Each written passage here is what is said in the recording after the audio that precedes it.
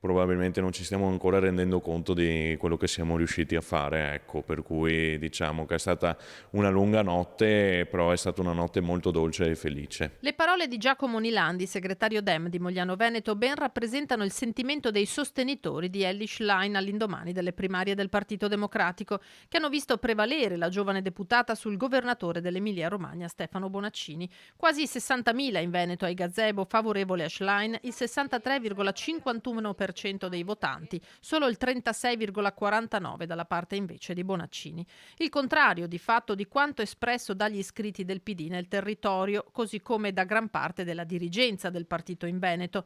Il Il segretario modo regionale per Andrea farlo Martella parte va dalla notizia approvata una buona, legge. la mobilitazione, e invoca poi compattezza. Quella di ieri è stata una straordinaria giornata di mobilitazione democratica. C'è stata un'affermazione molto netta di Elly Schlein, che ha saputo, richiamare molti elettori proprio per una voglia di cambiamento, per direi una voglia di riscatto che è presente nel nostro corpo elettorale, quello di dare un futuro al Partito Democratico e adesso dovremmo lavorare assieme con un nuovo spirito unitario per fare del Partito Democratico un partito più forte. Chi sottolinea le contraddizioni che l'elezione di Schlein porta con sé è il segretario provinciale di Treviso Giovanni Zorzi. Non è mai successo nella storia del partito che l'esito delle votazioni nei circoli tra gli iscritti venisse rovesciato con le primarie aperte. Ora il tema che è grande come una casa